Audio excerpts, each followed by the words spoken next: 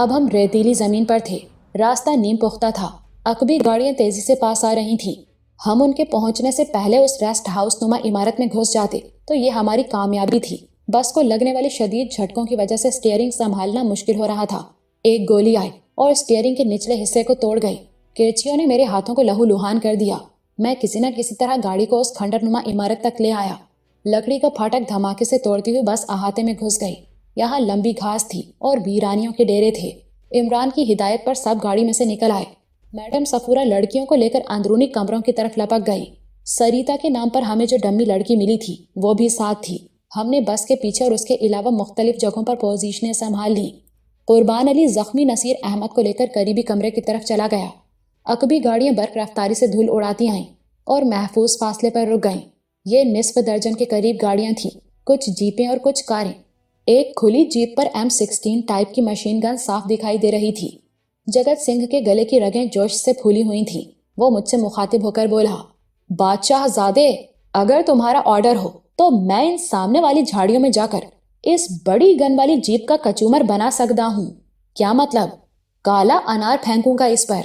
1500 टोटे हो जाएंगे। नहीं, अभी नहीं। इमरान से मशवरे के बाद मैंने कहा।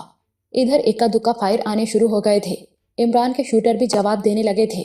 इमरान ने उंगली से उस फाटक की तरफ इशारा किया जिसे हमने बस की टक्कर से अभी तोड़ा था। फाटक के खस्ता हाल तख्तों के साथ दो बड़ी बड़ी हड्डियां, बल्कि हड्डियाल डोरी के साथ झूल रहे थे। न जाने क्यों लगा कि ये इंसानी हड्डियां हैं। ये तो कोई टोना लगता है। वो नीचे कुछ तावीज वगैरह भी बंधे हैं, मैंने कहा। इसी दौरान में अंदर से एकदम लड़कियों के रोने चिल्लाने की आवाजें आईं। फिर सरवत, ऐश्वर्या और दीगर लड़कियां भर्रा मारकर बाहर निकल आईं। मैडम सफूरा भी साथ ही थी। उसके हाथ में पिस्तौल था। फिर उसने हिम्मत की और कमरे की तरफ रुख करके गोली चलाई।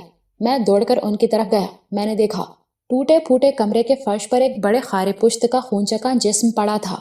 ऐसे ही 2-3 मजीद खारे पुश्त पिछले कमरे की बाहर वाली दहलीज पर नजर आ रहे थे। एक जसीम काला बिल्ला कमरे के गोशे में खड़ा खारे पुश्त की लाश को देख रहा था। मैडम ने घबराई हुई आवाज में कहा, यहाँ और भी जानवर हैं। अभी वहां बरामदे में 2 बड़े टर्टल्स भी देखे हैं मैंने। काला बिल्ला यकीनन जंगली था। उसका अंदाज खतरनाक था। यूं लगता था कि किसी भी वक्त हम पर झपट पड़ेगा। ये 2 तरफा मुसीबत थी। बाहर घेरा डालकर फायरिंग शुरू कर दी गई थी और अंदर ये करीहुल मंजर जानवर थे। इसी दौरान में एक और काले बिल्ले या बिल्ली ने एक रोशनदान में से छलांग लगाई और सीधा खारे पुश्त की लाश पर गिरा। उस भूखे जंगली बिल्ले ने खारे पुश्त की लाश को घसीटना चाहा, मगर हमारे धमकाने पर दूर हटकर खड़ा हो गया। उसने हमारी आंखों में आंखें डाली हुई थीं और अंदाज खतरनाक था। बहुत जारे हो रहा था वो। शायद मैं या मैडम सफूरा उस पर भी गोली चला देते, लेकिन इमरान लपक कर अंदर आ गया। नहीं नहीं, हमारे पास फालतू गोलियां नहीं। मैं देख लेता हूँ इनको। तुम लोग बाहर जाओ। BSF वाले आगे आने की कोशिश में हैं। सबसे कहो पोजीशन ले लें। इमरान बोला। फिर बिला तरद्दुद काले जंगली बिल्ले की तरफ बढ़ा। उसने उसे शुष्कारा तो वो एकदम खारपुश्त की लाश से ध्यान हटाकर बाहर निकल गया। ये क्या चक्कर है ताबिश? मैडम सफूरा ने पूछा। मुझे तो लग रहा है किसी जादू टोने के सिलसिले में यहाँ जानबूझकर ये जानवर छोड़े गए हैं। मैं अंदर नहीं जाऊंगी, सरवत ने घबराते हुए कहा। अपनी इस बात का जवाब उसे फौरन ही मिल गया। गोलियों की एक बाढ़ आई और लड़कियों के सरों पर से गुजर गई। ऐश्वर्या राय को 2 गोलियां लगी, एक गर्दन में, दूसरी सीने में। वो पट से टूटे फूटे फर्श पर गिरी और खून तेजी से उसकी गर्दन को सुर्ख करने लगा। अंदर जाओ, मैंने चिल्लाकर कहा। लड़कियां मैडम सफूरा समेत एक तारीक कमरे में घुस गईं। हुस्नो नजाकत का मुजस्मा स्वीटी उर्फ ऐश्वर्या राय, जो एक फिल्म स्टार बनने के लिए घर से निकली थी, आज इस सरहदी इलाके के इस खस्ता हाल कमरे में फर्श पर शदीद जख्मी पड़ी थी। उसने अपनी दिलकश आंखों से मेरी तरफ देखा, जैसे खामोशी की जुबान में कह रही हो, मुझे बचाओ, मैं अभी मरना नहीं चाहती। मैं वापस जाना चाहती हूँ अपने लाहौर, अपने बहन भाइयों के दरमियान। मैंने अपने किए की काफी सजा पाली है। मैंने झुककर उसे गोद में उठाया और करीबी कमरे में ले जाकर गर्द आलूद फर्श पर लेटा दिया। डॉक्टर महनाज शदीद फायरिंग की परवाह ना करती हुई तेजी से ऐश्वर्या राय की तरफ लपकी। उसने कैंची की मदद से ब्लाउज काटकर उसका दूधिया सीना ओरियां कर दिया और गोली का मोहलिक जख्म देखने लगी। जख्म दिल के मकाम से थोड़ा हटकर आया था, लेकिन बेहद कारी नजर आता था। महनाज और मैडम सफूरा को ऐश्वर्या राय के पास छोड़कर मैं अहाते की तरफ बढ़ा। यहाँ दीवारों से मुर्दा बेलें चिमटी हुई थी और ऊंची खुदरू घास वीरानी का अजब नमूना पेश कर रही थी। जिस शख्स के झूठ की वजह से हम यहाँ बुरी तरह फंसे थे, यानी मास्टर जवाहिर, وہ ایک ستون کی اوٹ میں دبکا ہوا تھا۔ اس نے آنکھیں بند کر رکھی تھیں۔ دونوں طرف سے زوردار فائرنگ جاری تھی۔ عمران نے پھاٹک کے پاس سب سے خطرناک جگہ پر پوزیشن لی ہوئی تھی اور 222 چلا رہا تھا۔ میں اس کے کندھے سے کندھا ملا کر بیٹھ گیا۔ اس کے کندھے کے لمس نے میرے سینے میں عجیب سا ولولہ بھر دیا۔ مرنے اور مار دینے کا جوش، آخری سانس تک لڑنے اور فتح پانے کا جنون۔ پیچھے چلا جا تابی، عمران کرخت لہجے میں بولا۔ بکواس بند کر، یہاں کوئی باس نہیں ہے۔ لیکن تابی، میں جھانپڑ مار دوں گا، سامنے دھیان رکھ۔ اس کے ساتھ ہی میں نے 5 گولی کا برسٹ چلایا اور ایک پلسیے کو بھون کر رکھ دیا۔ وہ ریسٹ ہاؤس کے قریب درختوں میں گھسنے کی کوشش کر رہا تھا۔ ہم تاک تاک کر نشانے لگانے لگے۔ ہم سب پر سب سے زیادہ فائرنگ M16 مشین گن سے ہو رہی تھی۔ فی الحال اس کا کوئی توڑ ہمارے پاس نہیں تھا۔ کیا خیال ہے، جاوا بھی ہے ان لوگوں میں نے عمران سے پوچھا۔ میری نگاہ سامنے تھی۔ نہیں، ابھی تو وہ نظر نہیں آ رہا، لیکن لگتا ہے کہ جلد ہی پہنچ جائے گا۔ عمران بھی سامنے نگاہ رکھتے ہوئے بولا۔ بارڈر یہاں سے کتنی دور ہے؟ اب بھی 5-6 میل سے کم نہیں ہے۔ تو کیسے نکل سکیں گے یہاں سے؟ یہ تو سخت سیکیورٹی والا ایریا ہوگا۔ امید پر دنیا قائم ہے، عمران نے کہا اور 2 سنگل شاٹ چلائے۔ ایک جیپ کی ونڈ سکرین چور ہو گئی۔ دور فاصلے پر دھول اڑ رہی تھی۔ یہ اس امر کی نشانی تھی کہ کچھ اور لوگ پہنچ رہے ہیں۔ میں نے ارد گرد نگاہ دوڑائی۔ یہ ریسٹ ہاؤس پرانا تو تھا، لیکن اتنا زیادہ بھی نہیں۔ پھر پتہ نہیں کیوں اسے یوں ویران چھوڑ دیا گیا تھا۔ اندازہ ہوتا تھا کہ ماضی قریب میں شکاری اور سرکاری اہلکاری سے استعمال کرتے رہے ہیں۔ پھاٹک سے جھولتی ہڈیاں اور رنگ برنگے تعویذ ایک طرح کی پراسراریت پیدا کر رہے تھے۔ اندر سے لڑکیوں کے رونے کی آواز آئی۔ میں نے جگت سنگھ سے کہا، دیکھو اب کیا ہوا ہے انہیں۔ جگت سنگھ جھک کر بھاگتا ہوا اندر گیا اور کچھ دیر بعد واپس اپنی پوزیشن پر آ بیٹھا۔ بتایا نہیں تم نے کیا ہوا؟ میں نے پوچھا۔ وہ غمزدہ لہجے میں بولا، وہ بی بی جسے ہم ایشوریا رائے کہتے ہیں۔ وہ فکرہ ادھورا چھوڑ کر خاموش ہو گیا تھا، لیکن میں اور عمران سمجھ گئے کہ وہ کیا کہہ رہا ہے۔ ایشوریا رائے ختم ہو گئی تھی۔ اس کی حالت ہی بتا رہی تھی کہ اس کا بچنا مشکل ہے۔ دل و دماغ میں دکھ کی ایک لہر سی دوڑ گئی۔ گھیرا ڈالنے والوں کو نئی کمک مل گئی تھی۔ ان کا گھیرا تنگ ہوتا جا رہا تھا۔ چھوٹے بڑے ہتھیاروں کی گولیاں اب زیادہ خطرناک زاویے سے ہم تک پہنچ رہی تھیں۔ کسی بھی وقت کچھ بھی ہو سکتا تھا۔ پتہ نہیں کیوں میرا دل چاہا میں ایک بار سروت کو جی بھر کر دیکھوں، اسے چھوں اور اس سے کہوں، سروت، میں نے تمہیں دنیا میں ہر چیز سے زیادہ چاہا ہے اور چاہتا رہوں گا۔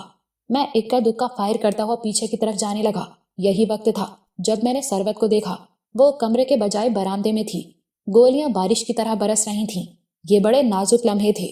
کسی بھی وقت کوئی گولی سروت کو لگ سکتی تھی۔ وہ بھی میری ہی طرف دیکھ رہی تھی، جیسے میں اس کی طرف جانا چاہ رہا تھا، وہ میری طرف آنا چاہ رہی تھی۔ وہ ایسا کرتی تو اس کے لیے زبردست رسک ہوتا۔ یہ رسک مجھے لینا چاہیے تھا۔ میں ایک دم اپنی جگہ سے اٹھا اور جھک کر بھاگتا ہوا برآمدے کی طرف گیا۔ گولیوں کی سنسناہٹ موت کی سرگوشیوں کی طرح تھی اور یہ سرگوشیاں ہر طرف بکھری ہوئی تھیں۔ میں سروت کے پاس پہنچا اور اسے کھینچتا ہوا کمرے میں لے آیا۔ گولیوں کی باڑھ آئی۔ ہم کچے فرش پر گرے۔ سروت میری باہوں میں تھی۔ میں نے اسے ڈھانپ لیا۔ مجھے لگا اسے گولی لگ گئی ہے۔ میں نے تیزی سے اس کے جسم کو ٹٹولا۔ تم ٹھیک ہو نا؟ اس نے آنکھیں بند کیے اسبات میں سر ہلایا۔ اس کے شفاف رخساروں پر آنسوؤں کی نمی تھی۔ میں نے بے ساختہ اس کی پیشانی چومی۔ حوصلہ کرو سروت، سب ٹھیک ہو جائے گا۔ اگر مجھے کچھ ہو گیا تو آپ نصرت کا خیال رکھیں گے نا؟ اس نے آنکھیں بند کیے پوچھا۔ ایسی باتیں مت کرو۔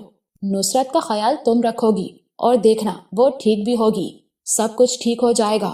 لیکن اب تم کمرے سے باہر نہیں نکلو گی جب تک میں نہ کہوں۔ تمہیں اندر ہی رہنا ہے میڈم صفورہ کے ساتھ۔ وہ چپ رہی، تاہم چہرے سے آیا تھا کہ وہ آمادگی ظاہر کر رہی ہے۔ ہمارے ارد گرد ہونے والی فائرنگ شدت اختیار کرتی جا رہی تھی۔ میرا عمران کے پاس فوراً پہنچنا ضروری تھا۔ میں سروت سے علیحدہ ہو کر واپس احاطے کی طرف جانے کے لیے اٹھا۔ اس نے میرا ہاتھ پکڑ کر روک لیا اور سسک کر بولی، تابش، آپ اور عمران صاحب میری وجہ سے اس مصیبت میں پھنسے ہیں۔ آپ مجھے معاف کر دیں۔ اس سے پہلے کہ میں جواب میں کچھ کہتا، میری نگاہ سروت کے عقب میں گئی۔ یہاں نیم تاریکی میں اس لڑکی کی لاش پڑی تھی جو جاوا نے دھوکے سے ہمیں سونپی تھی۔ یہ اس کی رکھیل سریتا نہیں تھی، مگر ہم نے اسے سریتا سمجھ کر جاوا سے وصول کیا تھا۔ کوئی اندھی گولی اسے چاٹ گئی تھی۔ اس کے سینے پر بائیں طرف زخم تھا۔ سروت کی نگاہ ابھی تک اس لاش پر نہیں پڑی تھی۔ میں نے سروت کو اپنے بازو کے گھیرے میں لیا اور اس طرح اسے اس کمرے سے دوسرے کمرے میں پہنچایا کہ اس تازہ لاش پر اس کی نظر نہ پڑ سکے۔ اس دوسرے کمرے میں میڈم صفورہ لڑکیوں کے ساتھ موجود تھی۔ اس نے انہیں دیوار کے ساتھ ایک محفوظ آڑ میں بٹھایا ہوا تھا۔ وہ خود لوڈڈ پستول کے ساتھ ان کی نگہبانی میں مصروف تھی۔ گولیوں والی ایک بیلٹ اس کے کندھے سے جھول رہی تھی۔ سویٹی عرف ایشوریا رائے کی لاش پر ایک اوڑھنی ڈال دی گئی تھی۔ اوڑھنی پر خون کے 2 بڑے دھبے نمودار ہو چکے تھے۔ سروت کو میڈم کے سپرد کر کے میں واپس احاطے کی طرف بڑھا۔ عمران کے شوٹرز میں سے 4-5 بندے اب تک راستے میں اور یہاں کام آ چکے تھے، لیکن 17-18 اب بھی پوری طرح ڈٹے ہوئے تھے۔ انہوں نے مختلف جگہوں پر بڑی اچھی پوزیشنیں لے لی تھیں۔ کچھ چھت پر چلے گئے تھے، ان میں سنائپر گن والا بھی شامل تھا، لیکن اب وہ ایک LMG چلا رہا تھا۔ اس کی سنائپر گن راؤنڈز ختم ہونے کے سبب بیکار ہو گئی تھی۔ میں عمران کے پاس پہنچا۔ ہم اس ریسٹ ہاؤس کے ایک سرونٹ کوارٹر میں تھے۔ یہ خالی کوارٹر پھاٹک کے بالکل قریب واقع تھا۔ اس کی خستہ دیوار میں رخنے موجود تھے اور یہ جگہ فائرنگ کرنے کے لیے بالکل ایک مورچے جیسی ہو گئی تھی۔ عمران کے ارد گرد گولیوں کے خول بکھرے ہوئے تھے۔ اس نے ایک گھٹنا زمین پر ٹکا کر آٹومیٹک رائفل کا بٹ اپنے کندھے سے لگایا ہوا تھا۔ ابھی کچھ دیر پہلے ہم نے جن گاڑیوں کی دھول دیکھی تھی وہ اب قریب پہنچ گئی تھیں۔ ان گاڑیوں میں جاوا کی دیو ہیکل گرے جیپ صاف نظر آ رہی تھی۔ 3-4 گاڑیاں مزید تھیں۔ میں نے گہری سانس لیتے ہوئے کہا، اس کا مطلب ہے جاوا بھی آ گیا۔ دعا کرو کہ واپس نہ جائے، عمران نے ایک سنگل شاٹ فائر کرتے ہوئے کہا۔ ہم کب تک ان کی فائرنگ کا جواب دے سکتے ہیں؟ میں نے پوچھا۔ اگر ایمونیشن احتیاط سے استعمال ہو تو 24 گھنٹے تو بآسانی گزر سکتے ہیں۔ اس کے بعد کیا ہوگا؟ جنگ میں یہ نہیں سوچا جاتا کہ اس کے بعد کیا ہوگا، یہ سوچا جاتا ہے کہ اب کیا کیا جا سکتا ہے۔ لیکن عمران، یہ جنگ لگی کیوں ہے؟ جاوا کے ساتھ ہمارا معاملہ تو صرف گندھارا مورتی کا تھا۔ مورتی اسے مل گئی ہے، اب کیوں وہ تمہارے پیچھے ہے؟ پولیس اور BSF بھی اس کا پورا ساتھ دے رہی ہے۔ تمہیں سب کچھ بتایا تو ہے جان۔ جاوا کا اور ہمارا معاملہ صرف مورتی کا تھا، لیکن گڑبڑ یہ ہوئی کہ ادھر پاکستان میں اقبال بدقسمتی سے جاوا گروپ کے ہتھے چڑھ گیا۔ انہوں نے تشدد اور پوچھ گچھ کے جدید طریقے اختیار کر کے یہ معلوم کر لیا کہ ہم انڈیا کے اندر کارروائیوں میں حصہ لیتے رہے ہیں۔ ان کارروائیوں میں پاکستانیوں کو یہاں کی ایجنسیوں سے رہائی دلا کر وطن واپس پہنچایا جاتا رہا ہے۔ ہماری اس نئی شناخت سے جاوا نے ایجنسیوں کو باخبر کر دیا ہے۔ عمران، تم اب بھی پوری بات نہیں بتا رہے ہو، تمہیں اچھا لگے یا برا، لیکن آج میں تمہیں بتانا چاہتا ہوں کہ میں نے ممبئی میں بند کمرے کے اندر تمہاری اور جیلانی کی کچھ باتیں سن لی تھیں۔ عمران نے چونک کر میری طرف دیکھا لیکن کچھ کہا نہیں۔ میں نے بات جاری رکھی۔ جیلانی تمہارے سامنے ہاتھ جوڑ رہا تھا اور کہہ رہا تھا کہ جو کچھ ہوا ہے بہت برا ہوا ہے۔ اب کم از کم تمہیں تو کسی صورت جاوا کے سامنے نہیں جانا چاہیے، جتنی جلدی ہو سکے انڈیا سے نکل جانا چاہیے۔ اس نے رو رو کر درخواست کی، لیکن تم نے اس کی بات نہیں مانی۔ بس یہی وجہ تھی جو میں نے تمہیں بتائی ہے۔ ان لوگوں کو پتہ چل چکا ہے کہ میں اور میرے ساتھی یہاں کارروائیاں کرتے رہے ہیں۔ بائیں جانب سے گھیرا ڈالنے والی گاڑیاں اب آہستہ آہستہ قریب آ رہی تھیں۔ ان کے عقب میں مسلح افراد اوٹ لیے ہوئے تھے۔ عمران کے شوٹر انہیں ٹارگٹ کرنے لگے۔ کچھ دیر تک یہ زوردار کشمکش جاری رہی، پھر آگے بڑھنے والی گاڑیاں درختوں کے جھنڈ تک پہنچنے میں کامیاب ہو گئیں۔ اب وہ بہتر طریقے سے ہمیں نشانہ بنا سکتے تھے۔ عمران نے قربان علی سے کہا کہ وہ سیڑھیوں پر اپنی پوزیشن ختم کر کے چھت پر چلا جائے۔ اگر وہ سیڑھیوں میں رہتا تو وہ اور اس کے 2 ساتھی بآسانی نشانہ بن سکتے تھے۔ کچھ دیر کے لیے فائرنگ میں وقفہ آیا۔ شوٹرز نئے میگزین رائفلوں سے اٹیچ کرنے لگے۔ میں نے دیکھا میڈم صفورہ میگزین بھرنے میں جگت سنگھ اور اس کے ساتھیوں کی مدد کر رہی ہے۔ میں نے کہا، عمران، کوئی کمک ملنے کا چانس بھی ہے؟ کیا مطلب؟ تمہارے دیگر ساتھی اور وہ سابق میجر صاحب جن کو تم انچارج کہتے ہو، کیا وہ یہاں تک پہنچ سکیں گے؟ یہ تو حالات پر ہے تابع۔ ان کو خبر تو بہرحال ہو چکی ہے، اب دیکھیں کہ وہ کچھ کر سکتے ہیں یا نہیں، اور اگر کرتے ہیں تو کتنی دیر میں۔ اگر میجر صاحب یہاں پہنچ جائیں اور اچانک باہر سے حملہ کریں تو ہم اندر سے زور مار کر ان کا گھیرا توڑ سکتے ہیں۔ عمران نے مختصر جواب دیا۔ رائفل پر اس کی گرفت بڑی مضبوط تھی اور چہرے پر چٹانوں کی سی سختی تھی۔ میں نے گہری سانس لیتے ہوئے کہا، لیکن مجھے نہیں لگتا عمران کہ تمہارے وہ میجر صاحب کچھ کر پائیں گے۔ اتنی مایوسی کیوں؟ شاید میجر کا انتظار بیکار ہی ثابت ہو۔ کیوں؟ اس نے چونک کر مجھے دیکھا۔ میں نے ٹھہرے ہوئے لہجے میں کہا، اس لیے کہ مجھے ایک شک ہے۔ مجھے لگتا ہے کہ تم خود ہی وہ میجر ہو۔ میرے آخری الفاظ نے اسے جیسے جھنجھوڑ ڈالا۔ وہ متحیر نظروں سے مجھے دیکھنے لگا۔ میں نے بات جاری رکھتے ہوئے کہا، عمران، تمہارے ساتھ رہ رہ کر مجھے بھی اندھیرے میں دیکھنا آ گیا ہے۔ تم کچھ بھی کہو، میرا دل کہتا ہے کہ تم اب بھی صاف بات نہیں بتا رہے ہو۔ جس آرگنائزیشن کا تم نے ذکر کیا ہے، اگر وہ واقعی ہے تو پھر یہ تمہاری ہی بنائی ہوئی ہے اور اس کے ہیڈ بھی تم خود ہی ہو۔ 2 گولیاں سنسناتی ہوئی آئیں۔ ایک عمران کے سر پر سے گزر گئی، دوسری نے اس کے کندھے کو بوسہ دیا۔ وہ اس کی قمیص جلاتی ہوئی اور کندھے پر سرخ لکیر ڈالتی ہوئی نکل گئی۔ ہم نیچے جھک گئے اور دیوار کے بالکل ساتھ لگ گئے۔ میں نے جلدی سے عمران کا کندھا دیکھا۔ اسے صحیح معنوں میں گولی کا بوسہ کہنا چاہیے تھا۔ وہ بس ایک گہری خراش ڈالتی ہوئی گزر گئی تھی۔ کچھ نہیں ہوا، عمران مسکرایا۔ میں بلٹ پروف ہوں، سیدھی گولی بھی لگے گی تو اندر نہیں گھس سکے گی۔ ویسے بھی ابھی بہت کچھ کرنا باقی ہے ہمیں، گھبراؤ مت، آسانی سے تمہارا پیچھا چھوڑنے والا نہیں ہوں۔ اسی دوران میں جیلانی بھی ہمارے پاس آ گیا۔ اس کا بازو زخمی تھا لیکن وہ اسے خاطر میں نہیں لا رہا تھا۔ اس نے کہا، عمران صاحب، وہ لوگ گھیرا تنگ کرنے کی کوشش کر رہے ہیں۔ جو گاڑیاں درختوں کے جھنڈ میں پہنچ گئی ہیں وہ نقصان دہ ثابت ہو رہی ہیں۔ ان میں موجود بندے بڑے خطرناک زاویے سے گولی چلا رہے ہیں۔ اگلے 1 گھنٹے تک مسلسل گولیاں چلتی رہیں۔ بہرحال ہم نے ان گاڑیوں کو اس سے آگے نہیں بڑھنے دیا۔ جگت سنگھ نے مجھے اشارے سے پاس بلایا۔ میں اس کی پوزیشن پر پہنچا تو وہ بولا، بادشاہ زادے، مجھے عمران صاحب سے آگے لے دو۔ میں اس مادی سالی کا بولو رام کرنا چاہتا ہوں۔ کون مادی سالی؟ او یار، یہی مشین گن۔ مجھے آگے دو۔ میں ابھی اس کے 1500 ٹوٹے نہ کروں تو جگت سنگھ نام نہیں۔ 2 کالے اناروں کی مار ہے اور تم کتنی گولیوں کی مار ہو؟ واہ گرو کی سوگند، مجھے اپنی کوئی پرواہ نہیں۔ اس جاوا نے میرا پتروں جیسا بھرا مارا ہے، آشا کنور کی زندگی لی ہے۔ تم لوگ میرے شریر سے بم باندھ دو۔ میں اپنے پیو کا نہیں، اگر اس کتے جاوا کے اندر پہنچ کے خود کو نہ اڑا لوں، پر یہ لوگ تمہیں جاوا تک پہنچنے دیں گے تو پھر ہے نا؟ نہ پہنچنے دیں، میں کوشش تو کروں گا نا۔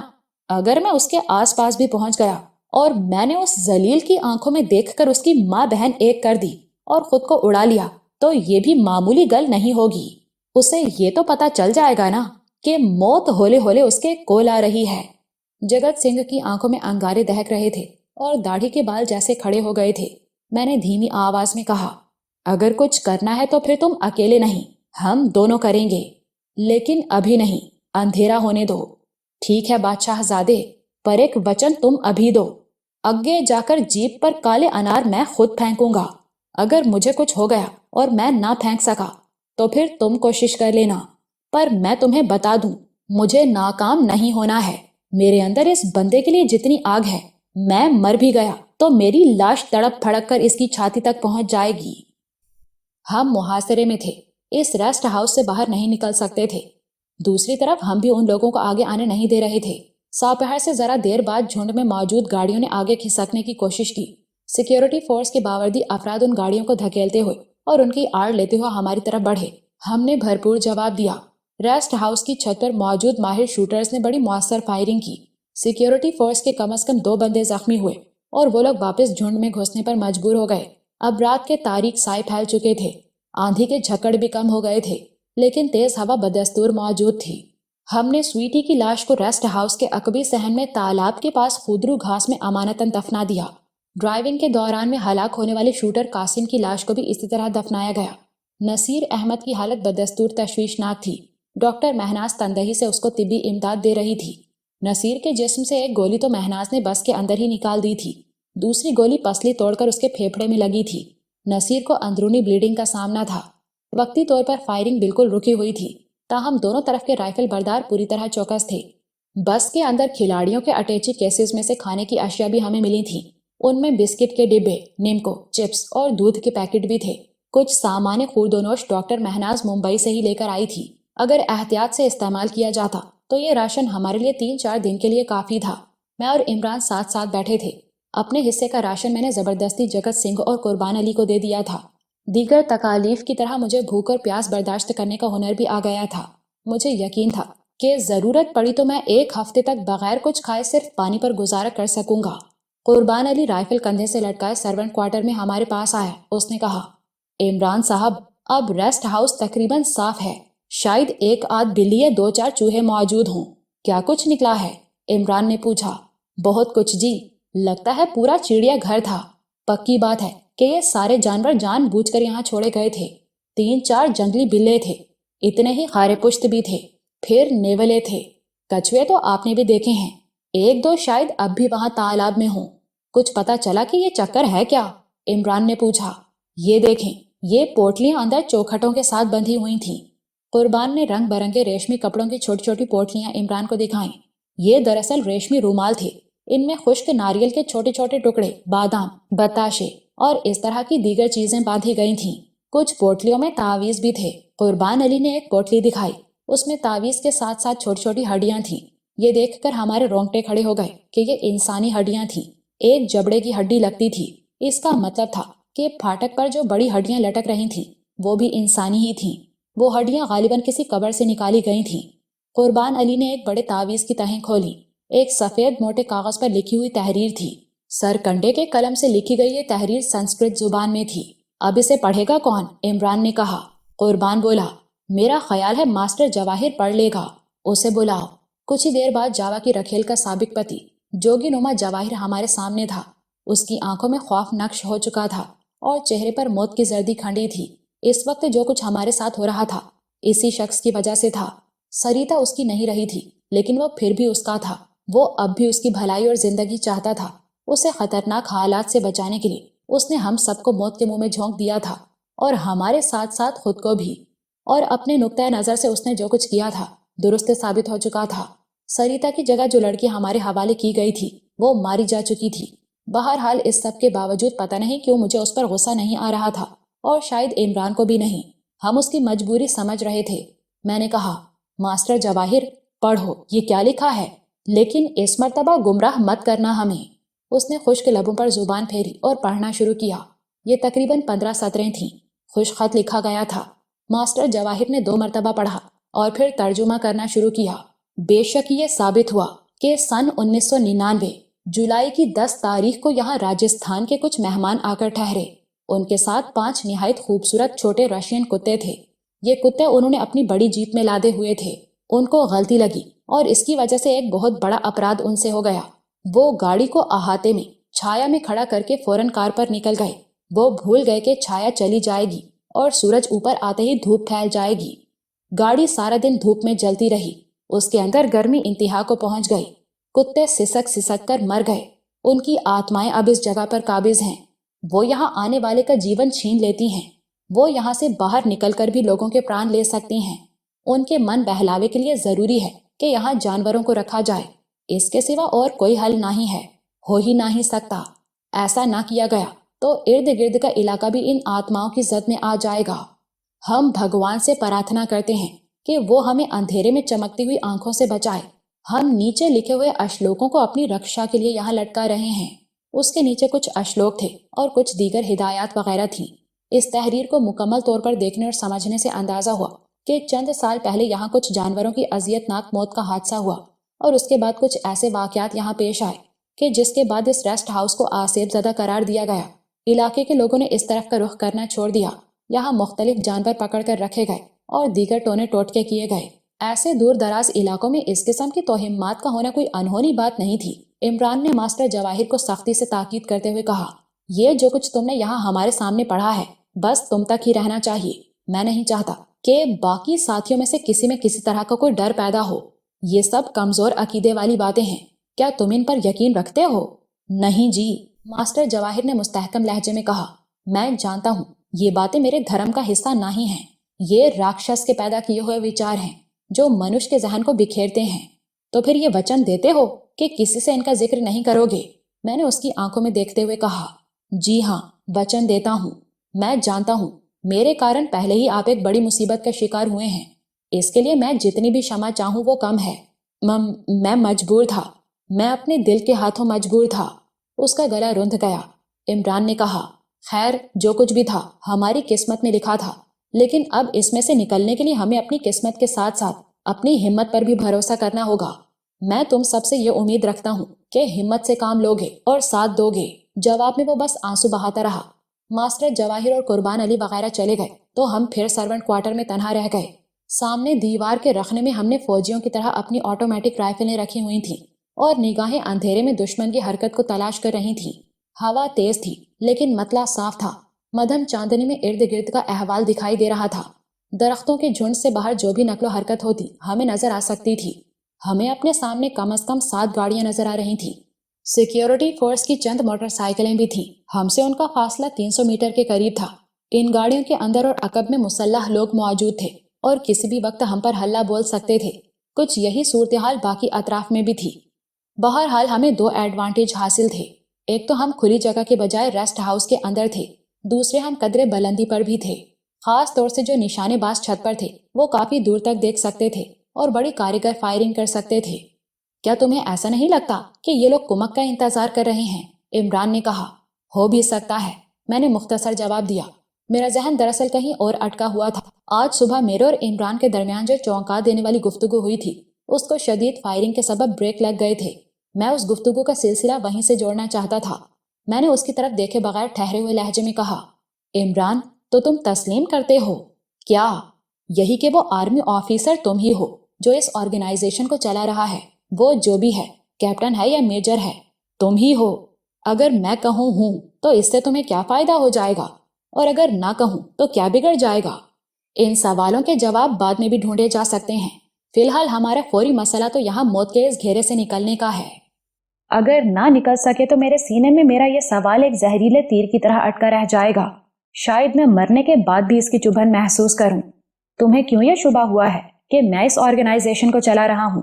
शुबा अब नहीं हुआ, उस वक्त हो गया था जब मैंने तुम्हारी और जेलानी की गुफ्तगू सुनी थी और तुम्हारे लिए आई हुई ईमेल्स पढ़ी थी।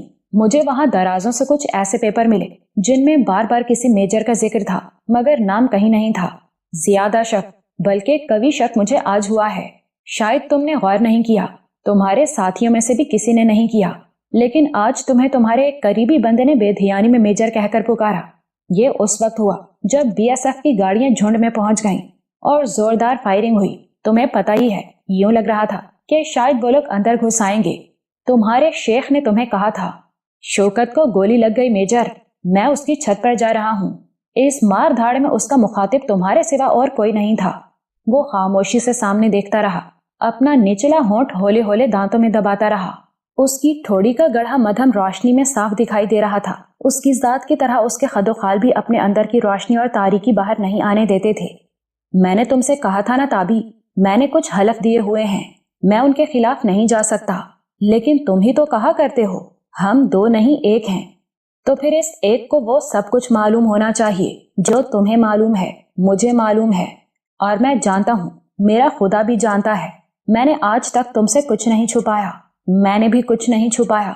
लेकिन ताबी, लेकिन कुछ नहीं इमरान। मेरा लहजा सख्त था। आज तुम्हारे रवैये से फैसला हो जाएगा कि हम वाकई एक हैं या नहीं। मेरी आवाज आखिर में भर्रा गई। वो जैसे अंदर से पिघल गया। उसने मेरे हाथ पर अपना हाथ रखा, कुछ देर खामोश रहा, फिर सब पाट लहजे में बोला, ताबी, मेरा ताल्लुक आर्मी की स्पेशल फोर्सेस से है। मेरी शोमैन की हैसियत और दीगर मसरूफियात दिखावे की थी। समझ लो कि ये मेरे काम के हवाले से मेरी मजबूरियां थी। मुझे लेफ्टिनेंट से कैप्टन बनने में 3 साल लगे, लेकिन मेजर तक का सफर मैंने निस्बतन तेजी से तय किया और इसकी वजह मेरी कुछ कारकर्दगी ठहरी। ये वही दिन थे जब मैंने वालिदा की तलाश में जाती हैसियत से इंडिया के 2 चक्कर लगाए थे। वहाँ कुछ ऐसे लोगों से मेरा टकराव हुआ जिनको जहन्नुम वासिल करना मेरे लिए जरूरी था। मैंने ये किया, लेकिन इससे आगे का सफर मुश्किल था। मुझे यूं लगा कि मेरी यूनिफॉर्म मेरे रास्ते में रुकावट बन गई है। मैं उन हरामजादे इंडियन एजेंट्स के साथ जो कुछ करना चाहता था वो एक हाजिर सर्विस फौजी की हैसियत से नहीं कर सकता था। लिहाजा मैंने फौज छोड़ दी और वो सब कुछ किया जो कर सकता था। मैंने उन लोगों को चुन चुन कर मारा है ताबी, जिन्होंने मेरे अंदर नफरत और अदावत का पहाड़ खड़ा किया था।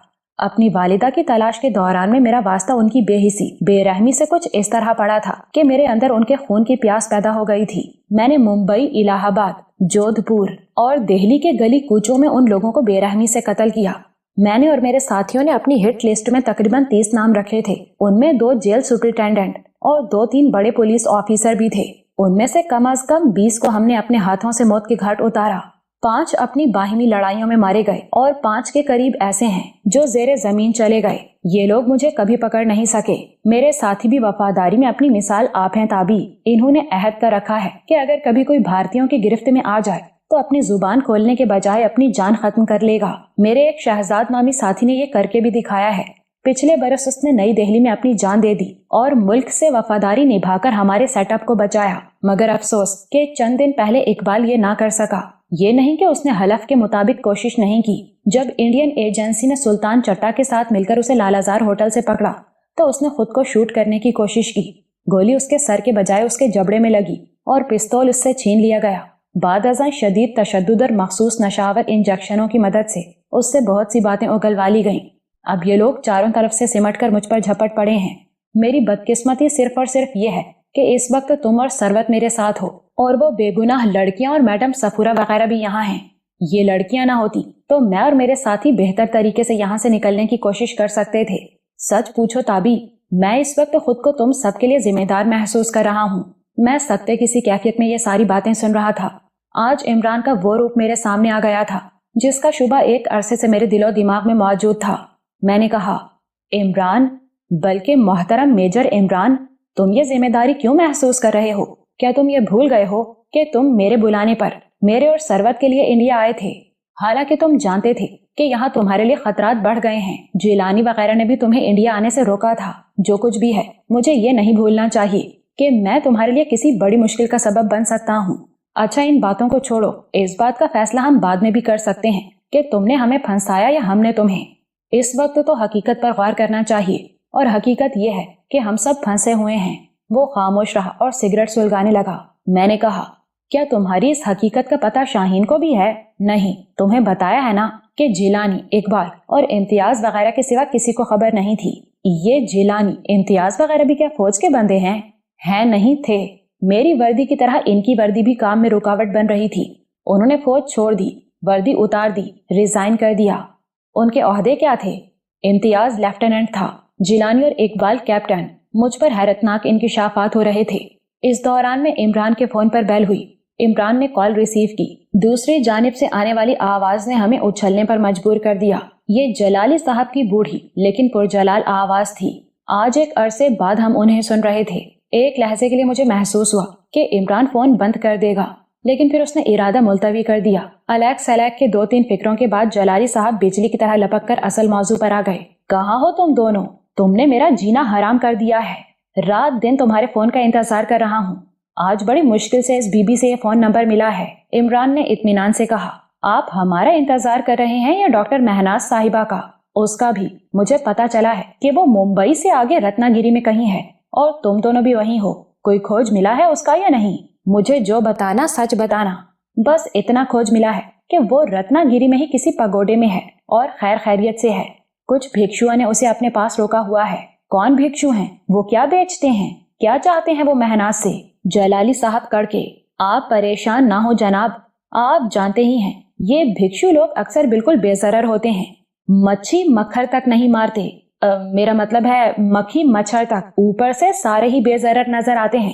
تم دونوں بھی تو باورچی بن کر گھسے تھے میرے گھر میں، ہانڈی بھونتے بھونتے مجھے ہی بھوننے لگ پڑے۔ لیکن میں ایک بات بتا دوں تمہیں عمران، میں بڑی سخت ہڈی کا ہوں۔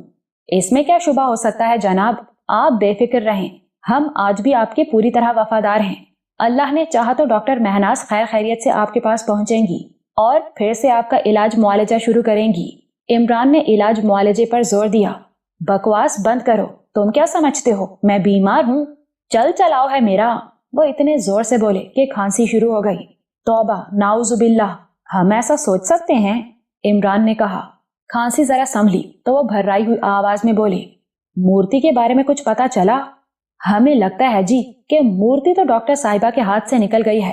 بہرحال اصل بات تو آپ کو ڈاکٹر صاحبہ ہی آ کر بتائیں گی۔ ہم پوری کوشش کر رہے ہیں کہ 2-4 دن تک انہیں آپ کی باہوں میرا مطلب ہے نگاہوں میں لے آئیں۔ کوئی ڈرامہ تو نہیں ہو رہا تمہارے ساتھ؟ وہ گرجے۔ ہمیں اپنی جانیں پیاری ہیں جناب، ہمیں پاکستان میں رہنا ہے، ہماری اگلی نسلوں نے پاکستان میں رہنا ہے، آپ کے زیر سایہ زندگی گزارنی ہے۔ زیادہ باتیں نہ بناؤ اور دیکھو تم دونوں میرے ساتھ رابطے میں رہو۔ کسی طرح کی مدد کی ضرورت ہو تو میں حاضر ہوں، بلکہ کہو تو میں خود بھی آ سکتا ہوں۔ اللہ نہ کرے جی کہ اتنا برا وقت آئے۔ آپ فارم ہاؤس میں اطمینان سے بیٹھیں۔ آپ کے یہ خادم آپ سے وعدہ کرتے ہیں کہ ڈاکٹر مہناز کو بہت جلد آپ کے حضور پیش کریں گے۔ جلالی صاحب نے کہا، اور وہ تابش کہاں ہے؟ اس سے بات کراؤ۔ میں نے انگلی کے اشارے سے منع کر دیا۔ عمران بولا، وہ لوٹا لے کے نکلا ہے کھیتوں کی طرف۔ یہ کیا بات ہوئی؟ وہ بیزاری سے بولے۔ اچھا یہ اس بی بی سے بات کرو، انہوں نے کہا۔ چند سیکنڈ بعد فون پر جو آواز ابھری وہ بھی ہمارے لیے اجنبی نہیں تھی، یہ شاہین تھی۔ اندازہ ہوا کہ جلالی صاحب نے شاہین ہی سے عمران کا یہ فون نمبر حاصل کیا ہے۔ ہیلو عمران، کہاں ہو؟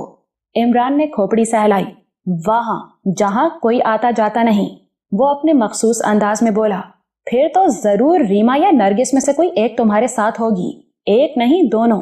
एक फिल्म की शूटिंग हो रही है, बाजी रेखा भी एक छोटा सा रोल कर रही हैं इसमें। लेकिन पहले तुम ये बताओ कि जलाली साहब तुम्हारे पास हैं? नहीं, जरा लॉन तक गए हैं सांसें दुरुस्त करने। तुमसे बात करके हाँफ रहे थे। ये हजरत तुम्हारे पास आए हुए हैं या तुम इनके पास गई हो? ये खुद नाजिल हुए हैं, एक बहुत पुरानी मर्सिडीज पर हैं, 2-3 मुलाजिम भी साथ हैं। पता नहीं कहाँ से खोज लगाते हुए पहुंचे हैं। किसी ने इनके कान में ये बेहुदा फूंक मारी है कि मैं तुम्हारी मंगेतर हूँ और तुम्हारे बारे में सब कुछ जानती हूँ। हालांकि तुम्हारे बारे में तो तुम्हारे फरिश्तों को भी पता नहीं चलता कि कहाँ हो। ऐसी बात नहीं है जानम, लेकिन पहले ये बताओ कि तुमने इसे बेहुदा फूंक क्यों कहा? क्या तुम मेरी मंगेतर नहीं हो? अल्लाह मुझ पर इतना बुरा वक्त ना लाए। शोबिस की एक आफत ही कम नहीं होती, तुम्हें तो 2-2 चिमटी हुई हैं। यकयक चंद फायर हुए। ये गोलियां झुंड में से चलाई गई थी। एक गोली हमारे ऐन सामने दीवार पर लगी। ओह, ये फायरिंग कैसी है? शाहीन की पुरतशवीश आवाज उभरी। तुम्हें मेरी किसी बात पर यकीन ही नहीं आता। ये शूटिंग हो रही है भाई।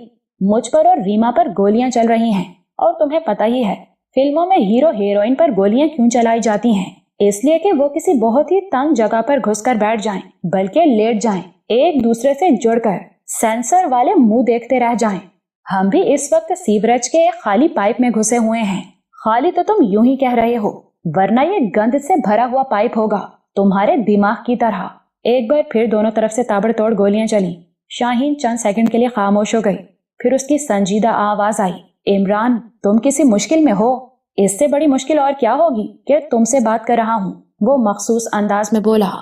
इमरान, शाहीन ने एहतजाजी लहजे में कहा, फिर भर्राई हुई आवाज में बोली, पता नहीं किन चक्करों में पड़े हुए हो। हमें तुम्हारे दोस्त इकबाल वाले वाकये का पता चला है, बहुत ज्यादा दुख हुआ है। वो फीकी मुस्कुराहट के साथ बोला, इकबाल देर से आते हैं और कभी कभी जल्दी चले जाते हैं, इस बारे में फिर बात करेंगे। अच्छा, ताबिश साहब कहाँ हैं? आते पर फराह उनके लिए बड़े परेशान हैं। वो मेरे साथ ही है और बिल्कुल खैरियत से है। हो सका तो मैं उससे उन लोगों की बात कराऊंगा। सामने झुंड में नकलो हरकत नजर आ रही थी। मशीन गन वाली जीप भी कुछ आगे आ गई थी। ये खतरे की घंटी थी। इमरान ने कहा, अच्छा डियर, अगला शॉट तैयार हो गया है, डायरेक्टर साहब बुला रहे हैं, खुदा हाफिज। उसने शाहीन का जवाबी खुदा हाफिज सुने बगैर ही फोन बंद कर दिया। जगत सिंह की पुकारती हुई आवाज आई, ये लोग आगे आ रहे हैं, इनकी माता की। इसके साथ ही उसने गोलियों की बौछार की। दूसरी तरफ से तुंदो तेज जवाब आया। एक बार फिर दो तरफा फायरिंग शुरू हो गई। करीबन 5 मिनट तक तारीकी में शोले लपके और धमाके हुए। फिर मेगाफोन पर किसी फौजी की पुकारती हुई आवाज आई, बच नहीं सकते हो तुम लोग, मुफ्त में जीवन गंवाने से बेहतर है कि गिरफ्तारी दे दो, तुम्हारे साथ कानून के मुताबिक बर्ताव होगा। चंद सेकंड के वक्फे से ऐलान दोहराया गया। आखिर में कहा गया, अगर तुम्हें सरेंडर की ऑफर मंजूर है तो हवा में एक साथ 3 सिंगल शॉट चलाओ। 3 सिंगल शॉट। सरेंडर की ऑफर किसी को कबूल नहीं थी। दर हकीकत हम मरने के लिए आमादा होते चले जा रहे थे। ये रात 1 बजे का वक्त था। बादलों के टुकड़ों ने मध्यम चांदनी को ढांप लिया था। प्रोग्राम के मुताबिक मैं और जगत सिंह बड़ी खामोशी से तारीकी में रेंग गए। 2 दस्ती बम जगत के पास और 2 मेरे पास थे। मैंने शाम ही को जगत सिंह से दस्ती बम उछालने का मैकेनिज्म अच्छी तरह समझ लिया था। मैंने मुड़कर अंदरूनी कमरों की तरफ देखा। वहां सरबत मौजूद थी। अगर उसे पता चलता कि मैं ऐसी खतरनाक हरकत करने जा रहा हूं तो उस पर बहुत बुरा असर पड़ता। शायद वो बेहोश ही हो जाती, जिस तरह फरीदकोट में रीछों की यलगार के बाद हुई थी। हम रेस्ट हाउस से निकले। कुछ दूर तक झुककर चलते रहे, फिर पेट के बल रेंगते हुए दरख्तों के झुंड की तरफ बढ़े। हमारे दिल शिद्दत से धड़क रहे थे। जमीन ठंडी और कदरे रेतीली थी। पेट और कोहनियों के बल इस तरह रेंगना कोई आसान काम नहीं होता, खास तौर से ऐसे अफराद के लिए जो इसका तजुर्बा ना रखते हों। कोहनियों और घुटनों से बाकायदा खून रिसने लगता है। हस्बे प्रोग्राम जगत आगे था, मैं 2-3 फुट पीछे। राइफलें उफ के रुख से हमारे हाथों में थी। करीबन 60 मीटर का फासला हमने इसी तरह तय किया। दरख्तों के करीब पहुंचे तो बातों की मध्यम आवाजें आने लगी। हम बेआवाज रेंगते चले गए। आवाजें वाज़ेह हो गईं। ये बीएसएफ के 2 नौजवान थे। उनकी बातों में जावा का नाम आया। वो जावा के बारे में ही बातों में मसरूफ थे। एक ने कहा, ओए, कौन सी ऐसी हीरोइन है जो जावा साहब ने छोड़ी होगी? स्टूडियो का रास्ता जावा साहब के बेडरूम से होकर गुजरता है प्यारे। खैर, ऐसी भी बात नहीं, हम लोग अपने दिल से ही किस्सों के तोते चिड़ियां बना लेते हैं। कम अज कम पूनम के बारे में तो मैं ये बात मानने को बिल्कुल तैयार नहीं। तुमको पता ही है, उसका चाचा प्रकाश पाटिल खुद अच्छा भला डॉन है। ओए तुमको आइडिया नहीं, ऐसे 70 सीसी डॉन जावा साहब की 100 हॉर्स पावर के सामने एकदम ठुस हो जाते हैं। मैंने सुना है जिन दिनों जावा ने पूनम को चखा था, उन दिनों वो प्रकाश भाई दुबई चला गया था, कोई लोकेशन देखने के बहाने। वो दबी आवाज में हंसा। उन दोनों अफराद ने एक खस्ता दीवार के ऊपर राइफलें पोजीशन कर रखी थी। हम उनके पहलू की तरफ से आगे बढ़ रहे थे। जगत ने मेरी तरफ देखा। आंखों आंखों में फैसला हुआ। दरमियानी फासला चंद फुट के करीब था। हम दोनों एक साथ उठे और झपटे। इससे पहले कि वो लोग अपनी वजनी राइफलों का रुख तब्दील कर सकते या कुछ और करते, मैंने अपनी वजनी राइफल घुमाकर एक शख्स की कनपट्टी पर मारी। ये इतनी भरपूर और जची तुली जर्ब थी कि ये शख्स बगैर आवाज निकाले कटे हुए शहतीर की तरह ढेर हो गया। दूसरी तरफ जगत सिंह ने भी अपने हरीफ को अच्छी चोट लगाई थी। वो गिर गया लेकिन बेहोश नहीं हुआ। मुझे लगा कि वो आवाज निकालने जा रहा है। मैंने झपट कर उसका मुंह अपनी हथेली से ढांप दिया। इस दौरान में जगत ने अपनी कृपान दस्ते तक उसके सीने में पेवस्त कर दी। वो चंद बार फड़क कर साकित हो गया। हम अपनी जगह दुबके रहे और इर्द गिर्द की सुनगुन लेते रहे। गाड़ियां अब भी तकरीबन 3 मीटर के फासले पर थीं। चंद सेकंड बाद ही अंदाजा हो गया कि हमारी इस कार्रवाई की खबर गाड़ी सवारों को नहीं हुई। अब हम अगले मरहले के लिए तैयार हुए। हमने एक एक दस्ती बम अपनी बेल्ट से अलहदा किया और मुट्ठी में दबा लिया। मशीन गन वाली जीप का हयूला हमें दिखाई दे रहा था। मैंने आसमान की तरफ देखते हुए सरगोशी की। जगत सिंह, हमारे पास ज्यादा टाइम नहीं है। क्या मतलब बादशाहजादे? ये देखो, बदलियां आगे जा रही हैं। ये तुम्हारा चंदा मामू किसी भी वक्त मुखड़ा दिखा देगा। हाँ, ये बात तो है, जगत बोला।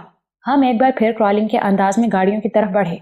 2 अफराद को लंबा लिटाने के बाद हमारा हौसला बढ़ गया था। मेरे जहन में बस एक ही डर था और ये डर कुछ देर बाद सामने भी आ गया। हम पहलू की तरफ से थोड़ा सा कलावा काट कर बढ़ रहे थे। कोशिश थी कि हल्की से हल्की आवाज भी पैदा ना हो। जूं जूं मशीन गन से फासला कम हो रहा था, धड़कन बढ़ रही थी। अब हम उस दूरी पर पहुंचने वाले थे जहां से जगत सिंह के बकौल मशीन गन वाली गड्डी को 1500 टोटों में तकसीम किया जा सकता था, यानी तबाह किया जा सकता था। जगत सिंह मुझसे 5-6 फुट आगे निकल गया था। दस्ती बम जैसे उसके हाथ में बेतरह मचल रहा था। यकायक एक धमाका हुआ। इतनी तेज रोशनी हुई कि हमें जमीन पर घास के तिनके और रेत के जर्रे तक नजर आए। यही वो अंदेशा था जो बार बार मेरे जहन में आ रहा था। हम सर्च लाइट की जद में थे। इस लाइट ने हमारे इर्द गिर्द मौत का चमकीला हाला सा बना दिया था। हम एक साथ उठे। किसी भी वक्त हम पर गोलियों की बौछार होने वाली थी। रोशनी इतनी तेज थी, कुछ पता नहीं चल रहा था कि इसका मिंबा किस तरफ है। फिर गोलियां चली, लेकिन ये हमारे सामने से नहीं, अकब से चली थी और उन्होंने बराह रास्त सर्च लाइट को निशाना बनाया था। यकायक फिर हमें तारीकी ने छुपा लिया। हमने पूरी रफ्तार से भागते हुए अपनी जगह छोड़ी। अकब से इमरान की चिल्लाती हुई आवाज आई, वापस आ जाओ। अब शुबह की गुंजाइश नहीं रही थी। ये इमरान ही था जो हमारे पीछे आया था और जिसने सर्च लाइट को अंधा करके हमारी मदद की थी। लेकिन अब हम इतना आगे आ गए थे कि बगैर कुछ किए वापस जाना नहीं चाहते थे, शायद जा ही नहीं सकते थे। जगत ने एक चिंगाड़ के साथ मशीन गन वाली गाड़ी पर दस्ती बम फेंका। जबरदस्त शोले के साथ समाज शिकन धमाका हुआ। इस रोशनी में मुझे नजर आया कि इस गाड़ी के साथ एक और गाड़ी भी है। उस पर भी हैवी गन नस्ब थी। मैंने रिंग में उंगली डालकर पिन खींची और उस दूसरी गाड़ी को निशाना बनाया। मेरा फेंका हुआ बम गाड़ी के पिछले हिस्से में गिरा। गाड़ी अगली तरफ से उछली और एक साइड पर उलट गई। उसमें गालिबन कुछ धमाका खेज मवाद मौजूद था। उसने जोरदार आवाज के साथ आग पकड़ ली और पूरी गाड़ी धड़धड़ जलने लगी। इस दौरान में जगत दूसरा बम भी फेंक चुका था। ये मालूम नहीं कि वो कहाँ गिरा, लेकिन उसने भी यकीनन करार वाकई नुकसान पहुंचाया। हम पलट कर भागे। हम नीचे झुके हुए थे। अकब से गोलियों की एक बाढ़ आई। फायरिंग के रुख से अंदाजा हुआ कि ये अंधी फायरिंग है। वो लोग हमें देख नहीं पा रहे थे। इमरान सामने से हमें कवर दे रहा था। उसकी फायरिंग मौसर थी क्योंकि वो गाड़ियों के हयूले देख सकता था और अंदाजा हुआ कि वो अकेला नहीं, उसके साथ कम से कम 2 शूटर्स मौजूद थे। हम उन दरख्तों के पास से गुजरे जहां 2 बेहरकत जिस्म पड़े थे। उनमें से एक जिंदगी से महरूम हो चुका था। ये वही था जिसके सीने में जगत ने अपनी किरपान घोंपी थी। हम उन्हें क्रॉस कर गए और आगे निकल गए। इमरान ने हमारी रहनुमाई की। हम एक छोटे से टीले की ओट में चले गए। अब हम महफूज दूरी पर थे। इमरान भी अपने 2 साथियों के साथ यहाँ मौजूद था। उसने मुझे घूरा जैसे खामोशी की जुबान में कह रहा हो, नहीं बाज आए ना। हमने भरपूर जवाबी फायरिंग की। 2 गाड़ियां जल रही थीं। ये वही थीं जो मेरे और जगत सिंह के निशाने पर आई थीं। यकीनन मशीन गनों के साथ साथ 2-4 एहलकार भी हिट हुए थे। एक शख्स को आग का लिबास पहनकर रक से बिस्मिल करते तो हमने अपनी आंखों से देखा था। रेस्ट हाउस के अंदर से भी हमें पूरी सपोर्ट मिल रही थी। हम फायरिंग करते हुए रिट्रीट होने लगे और वापस रेस्ट हाउस तक पहुंच गए। अचानक मुझे उन 2 राइफलों का ख्याल आया जो हम मैदान में छोड़ आए थे। ये उन 2 एहलकारों की राइफलें थी जिन्हें हमने झुंड के दरख्तों में लंबा लिटाया था और जिनमें से एक के सीने में जगत सिंह ने किरपान घोंपी थी। वो 2 राइफलें हमारे लिए माले गनीमत की हैसियत रखती थी और हमें उनकी जरूरत भी थी। इमरान ने मुझे अपनी तरफ मुतवज्जे किया और बोला, उन राइफलों के बारे में तो नहीं सोच रहे? मैंने देखा वो दोनों राइफलें इमरान के पास थीं। ये पूरी तरह लोडेड थीं। राइफल मैनों को फायर करने का मौका ही नहीं दिया था हमने। गोलियों के 3-4 तवील स्ट्रप्स भी इमरान के एक शूटर के हाथ में थे। 300-400 गोलियां तो यकीनन होंगी। ये एम्यूनिशन इस वक्त हमारे लिए एनर्जी टॉनिक की हैसियत रखता था। वेल डन, मैंने बेसाख्ता इमरान की तारीफ की। तुमने भी अच्छा किया, लेकिन मशवरा कर लेते तो ज्यादा अच्छा होता, इमरान ने कहा। हो सकता है कि तुम इजाजत न देते, मैंने कहा। जगत बोला, बादशाहो, आप वाकई कमाल के बंदे हो। लगता है कि वाहिगुरु की खास कृपा है आप पर। शायद आप खतरे को सूंघ लेते हो। आप हमारे पीछे आकर उस सर्च लाइट का कूंडा ना करते तो पक्की गल है हमारा कूंडा हो जाना था। बहुत बहुत धन्यवाद आपका। फायरिंग में एक बार फिर वक्फा आ गया था। दूर से इंडियन सिपाहियों के बोलने और चिल्लाने की आवाजें आ रही थीं। यूं लगता था कि वो रेत से गाड़ियों की आग बुझाने की कोशिश कर रहे हैं। एक गाड़ी बड़ी तेजी से वापस जाती दिखाई दी। यकीनन वो जख्मियों को लेकर गई थी। हमारी ये कार्रवाई बड़ी कामयाब रही थी। मेरे और जगत सिंह समेत किसी बंदे को खराश तक नहीं आई थी। हमने 2 मशीन गनें नाकारा कर दी थीं। कम अज कम 1-2 बंदों को तो यकीनन हलाक किया था। एम्यूनिशन समेत 2 हैवी राइफलें भी हाथ आई थीं। जगत सिंह का बस नहीं चल रहा था, वरना वो बाकी 2 दस्ती बम भी लेकर निकलता और घेरा डालने वालों में घुस जाता। मुझे वो गालियां याद आईं जो उसने दस्ती बम फेंकते हुए इंडियन सिपाहियों और जावा के गुंडों को दी थी। कुछ देर बाद मैं और इमरान फिर अपनी पोजीशनों पर थे। मैंने कहा, ये क्या जादू है तुम्हारे पास? मैं जब भी तुम्हें बताए बगैर कहीं निकलता हूँ तुम्हें पता चल जाता है। इसी को तो कहते हैं खबरदार जर्नलिस्ट। कुछ आगे की भी खबर है जर्नलिस्ट साहब? यहाँ से निकल सकेंगे या नहीं? शाम तक मैं मायूस था, लेकिन अब नहीं हूँ। यहाँ मुझे एक ऐसी चीज नजर आ गई है जो मुझे यकीन दिला रही है कि हम यहाँ से निकल सकेंगे। ना सिर्फ निकल सकेंगे जिगर, बल्कि अनकरीब सरवत और डॉक्टर महनाज वगैरह के साथ मिलकर बदीन के किसी अच्छे से रेस्टोरेंट में मजेदार सा डिनर भी करेंगे और इब्रार सिद्दीकी और ऐश्वर्या राय की मौत का दुख भुलाने की कामयाब कोशिश करेंगे। इसके साथ साथ इकबाल के कातिलों को इबरतनाक अंजाम तक पहुंचाने की प्लानिंग भी होगी। ऐश्वर्या का मुझे भी सदमा हुआ है। उसने काफी सजा पाली थी। अब वो अपने गली कुचों के लिए तरस रही थी। लेकिन तुम बात को किसी और तरफ ले गए हो। कौन सी शय तुम्हें ऐसी नजर आई है जो तुम्हारी उम्मीद बंधा रही है? वो दूर तारीकी में देखते हुए बोला, अभी मुझे खुद किसी नतीजे पर पहुंच लेने दो, फिर बताऊंगा। क्यों, कोई खतरा है मुझे? खतरा तो होना चाहिए। तुम अब मनमानियां करने लगे हो। हमारे सामने झुंड के अंदर और इर्द गिर्द नकलो हरकत महसूस हो रही थी। नुकसान उठाने के बाद वो लोग यकीनन पेचोताप खा रहे थे। मुझे लगता है कि अब ये लोग हमला करेंगे, मैंने कहा, और जोरदार करेंगे, तो फिर तैयार हो जाना चाहिए, मैंने कहा। इमरान ने असबात में सर हिलाया और साथियों को हिदायत देने के लिए सर्वेंट क्वार्टर से बाहर निकल गया। मैं उसे जाते हुए देखता रहा। आज मैं उसे किसी और नजर से देख रहा था। ये नजर नई थी और वो खुद भी नया था। सीना तान कर लंबे लंबे डग भरता हुआ वो सीढ़ियों की तरफ चला गया। इन लम्हों में वो वाकई एक फौजी अफसर ही नजर आया। पता नहीं कितने रूप थे उसके। अम्मू, मौत के कुएं में जिंदगी को दाव पर लगाने वाला बाजीगर, रिवॉल्वर का खेल खेलने वाला निडर ताले आजमा, दर्दे दिल रखने वाला एक समाजी कारकुन, जानवरों का ट्रेनर और अब एक साबिक फौजी। प्याज की तरह उसकी बहुत सी परतें थी। हर परत के नीचे एक और परत जाहिर होती थी। साथियों को हिदायत देने के बाद इमरान वापस आ गया। स्वीटी की मौत के बाद उसकी साथी दोनों लड़कियां बहुत दहशतजदा थीं। उनमें से एक पर तो बार बार गशी सी तारी हो रही थी। स्वीटी की तरह ये दोनों लड़कियां भी इमरान पर बहुत भरोसा कर रही थीं। जब वो इमरान की तरफ देखती तो उनकी आंखों में उम्मीद और हौसले की चमक पैदा हो जाती थी, लेकिन जब वो दूर हो जाता तो उनकी आंखों में भी तीरगी फैल जाती थी। जगत सिंह झुककर चलता हुआ हमारे पास आया और इमरान से मुखातिब होकर बोला, बादशाहो, आपका बड़ा आसरा है उन दोनों कुड़ियों को।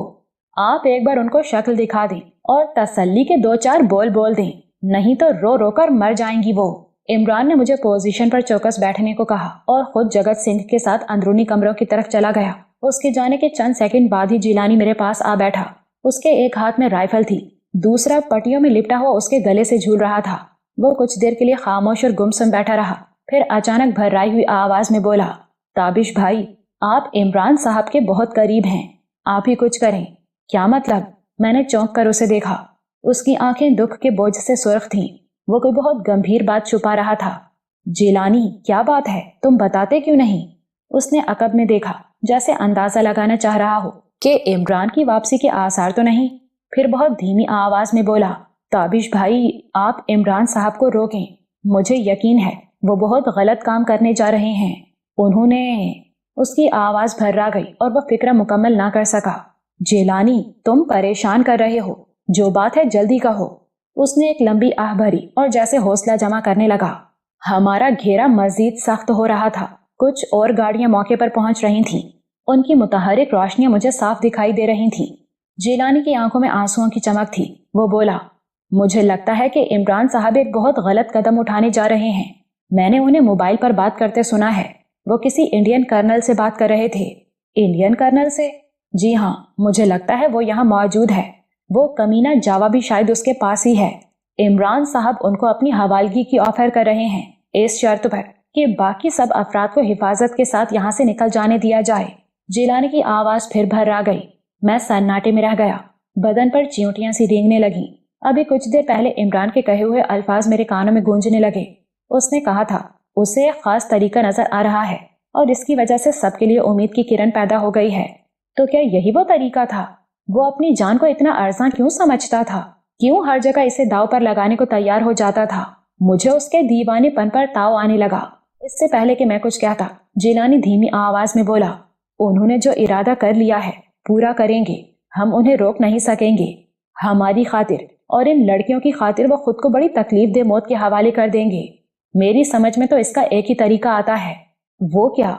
उसने एक बार फिर अकब में देखा और बहुत धीमी आवाज में बोला, हमारा ये पक्का इरादा होना चाहिए कि आखिरी गोली और आखिरी बंदे तक लड़ेंगे। इकट्ठे जीने मरने का यही तो मतलब होता है। हमें इमरान साहब को किसी ढंग से रोकना पड़ेगा। वो रुक जाएं और थोड़ा वक्त गुजर जाए तो फिर हो सकता है कि कुदरत की तरफ से कोई मदद भी आ जाए। ऐसी किसी मदद की तवक्को है तुम्हें? मैंने पूछा। बहुत ज्यादा तो नहीं, लेकिन थोड़ी बहुत है। हमारे कुछ साथी साइलपुर तक आ चुके हैं। उन्होंने 2 सरकारी ट्रक भी हासिल कर लिए हैं। वो आगे बढ़ने की कोशिश करेंगे। मुमकिन है ये कोशिश कामयाब हो जाए। जिलानी कह तो रहा था, लेकिन उसकी आवाज में कोई खास दमखम नहीं था। मैंने जिलानी से पूछा, तुमने इमरान को इंडियन कर्नल से बात करते कब सुना? ये कोई 1 घंटा पहले की बात है। आप उस वक्त अंदर के कमरों में टॉर्च ढूंढ रहे थे। तुमने इमरान को रोकने के लिए अभी किसी तरीके की बात की थी? मैंने पूछा। जिलानी ने मोहतात नजरों से दाएं बाएं देखकर जेब में से 3-4 गोलियां निकाली। ये हाई पोटेंसी ट्रैंकुलाइजर थीं। वो बोला, अभी लड़कियां चाय बनाएंगी, मैं ही लेकर आऊंगा। इमरान साहब के कप में 2 गोलियां डाल देते हैं। उसकी बात समझ में आ रही थी। इमरान जैसे शख्स को उसके किसी इरादे से रोकना तकरीबन नामुमकिन ही होता है। और जिलानी ने जो कुछ बताया था, और यकीनन दुरुस्त ही बताया था, वो अजहद खतरनाक था। मुझे खुद भी बार बार इस किस्म का शुबा हो रहा था। पिछले 2-3 घंटों में इमरान ने कई बार कहा था कि इस सारी सिचुएशन का जिम्मेदार वो खुद है। उसने यहाँ जो दुश्मन पाल रखे थे वो सब सिमट कर सामने आ गए हैं और वो खुद तो फंसा ही है, हम सब भी फंस गए हैं।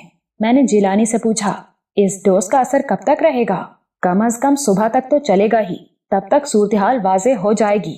हमने इस बारे में 4-5 मिनट बात की और फिर फैसला किया कि अब रात का बाकी हिस्सा इमरान को आराम करने का मौका दिया जाए। इमरान वापस आ गया था। हमारी गुफ्तगू का रुख बदल गया। डॉक्टर महनाज के पास चाय के लवाजमात मौजूद थे। फाखिरा और सरवत ने अंदरूनी कमरे में आरजी चूल्हा बनाकर चाय तैयार की। इसके लिए एक बड़ी केतली भी बस के अंदर से ही मिल गई। प्रोग्राम के मुताबिक जिलानी ही चाय लेकर आया। वो सिर्फ जिलानी नहीं, कैप्टन जिलानी था। और आज वो अपने अफसर को एक निहायत खतरनाक इरादे से बाज रखने के लिए एक कदम उठा रहा था। इस कदम के लिए उसे मेरी पूरी हिमायत हासिल थी। इमरान वाला कप इमरान के हाथ में चला गया। उसके दूसरे हाथ में टेलीस्कोप थी और वो गाहे बगाहे अंधेरे में देखने की कोशिश कर रहा था। उसने एक घूंट लिया और दोबारा एक छोटा सा घूंट लिया। उसने कप को देखा। उसकी हिस्सियात बला की थीं। वो कुछ चौंका हुआ नजर आया। इस दौरान में उसके मोबाइल की बेल हुई। वो कॉल रिसीव करता हुआ अहाते की तरफ चला गया। ये दूसरी बार हुआ था कि उसने अलहदा में जाकर बात की थी। ये सब कुछ जिलानी वाली इत्तिला की तस्दीक कर रहा था। आध मिनट बाद ही वो वापस आ गया। कौन था? मैंने पूछा। मेरे सवाल का जवाब देने के बजाय वो चाय को देख रहा था। उसने फिर एक छोटा सा सिप लिया और कप एक तरफ रख दिया। इससे पहले कि मैं कुछ पूछता या अपना सवाल दोहराता, उसने मेरे हाथ से कप लेकर एक घोंट लिया और हमें गहरी नजरों से देखकर दीवार से टेक लगा ली। क्या हुआ जी? जिलानी ने पूछा। वही जो तुमने किया है, बल्कि शायद तुम दोनों ने, वो सपाट लहजे में बोला। आप क्या कहना चाहते हैं? इसमें ब्रोमैज़िपम है। क्यों कर रहे हो तुम ऐसा? इमरान ने पूछा। जिलानी गुंग सा हो गया। मैं भी सटपटा गया। इमरान की गैर मामूली जूद फहमी का तजुर्बा मैं इससे पहले भी 2-4 बार कर चुका था। चंद सेकंड की बोझल खामोशी के बाद मैंने भरनाई हुई आवाज में कहा, हम ऐसा इसलिए कर रहे हैं कि तुम्हें तुम्हारे दीवानेपन से रोकना चाहते हैं। तुम समझते हो कि दुनिया जहां की अक्ल इकट्ठी होकर तुम्हारे दिमाग में घुस गई है। तुम जो फैसला भी करोगे 100% दुरुस्त होगा, और इस फैसले के लिए तुम्हें किसी उल्लू के पट्टे से मशवरे की जरूरत भी नहीं। तुम्हारे इर्द गिर्द निरे गधे और पैदाइशी अहमक हैं। क्या मतलब तुम अच्छी तरह जानते हो। तुम्हारा मोबाइल फोन इस बात की गवाही देगा कि तुम इंडियन कर्नल से बातचीत कर रहे हो। खुद को उसके हवाले करके एक तारीखी एहसान करना चाह रहे हो हम सब पर। हमारी जिंदगियां बचाने के लिए एक अजीम शान कुर्बानी दे रहे हो। मैं लानत भेजता हूँ तुम्हारी इस सोच पर और तुम्हारे इस एहसान पर। हम सब तुम्हारी तरह जीते जागते इंसान हैं। हमें भी अल्लाह ने हाथ पांव दिए हैं, दिमाग दिया है। तुम अकेले ही आसमानों से हमदर्दी और कुर्बानी के देवता बनकर नाजिल नहीं हुए हो। वो खामोशी से सुनता रहा। उसने होंठ मजबूती से भींच रखे थे। मैंने बात जारी रखी। हम इकट्ठे जाएंगे और इकट्ठे मरेंगे। कुर्बानी होगी तो सबकी होगी, लाशें उठेंगी तो सबकी उठेंगी। अपनी अक्ल पर उतना ही घमंड करो जितना बनता है। तुम भी धोखा खा सकते हो। अभी एक दिन पहले खाया है कि नहीं तुमने? हम सब एक आम लड़की को जावा की रखेल समझकर लिए फिरे हैं अपने साथ। वो खामोश था। अचानक कहीं से मशीन पिस्टल के 2 फायर हुए, फिर ताबड़तोड़ गोलियां चलने लगी। दोनों तरफ के राइफलमैन तवातुर से ट्रिगर दबाने लगे। मैंने देखा 2 अफराद किसी को खींचते हुए रेस्ट हाउस की तरफ ला रहे हैं। चंद सेकंड बाद वो हमारे सामने सर्वेंट क्वार्टर में थे। ये जगत सिंह और कुर्बान अली थे। उन्होंने एक मुखालिफ शूटर को दबोचा हुआ था और घसीटते हुए अंदर ला रहे थे। उस बंदे के कंधे में गोली लगी थी और उसकी धारीदार शर्ट और जीन्स की पैंट खूरंग हो रही थी। लगता है ये जावा का गुर्गा है, कुर्बान ने हाँपी हुई आवाज में कहा। कैसे पकड़ा? इमरान ने पूछा। जगत बोला, आपा को शक हुआ था जी। पहले आपा दोनों समझे कि अंधेरे में कोई कुत्ता हिलजुल कर रहा है, फिर अंदाजा हुआ कि ये 4 नहीं 2 लातों वाला कुत्ता है। ये ढिड के बल रड़ रड़ कर टीले से आगे निकल आया था, यानी क्रॉलिंग करके। पता नहीं क्या इरादा था इसका। हमने आगे जाकर गोली चलाई और पकड़ लिया। ये देखें, 3 दस्ती बम निकले हैं इसके पास से। अभी तफसील में जाने का वक्त नहीं था। दोनों तरफ से फायरिंग हो रही थी। हमने भी पोजीशन संभाल ली। मुखालिफिन की फायरिंग पावर ज्यादा थी और तादाद भी। मैंने अंदाजा लगाया कि उनकी तकरीबन 4 गोलियों के जवाब में हम 1 गोली चला रहे हैं। बहरहाल हम उन्हें आगे बढ़ने से रोकने में कामयाब थे। 5-6 मिनट बाद यह सिलसिला रुक गया।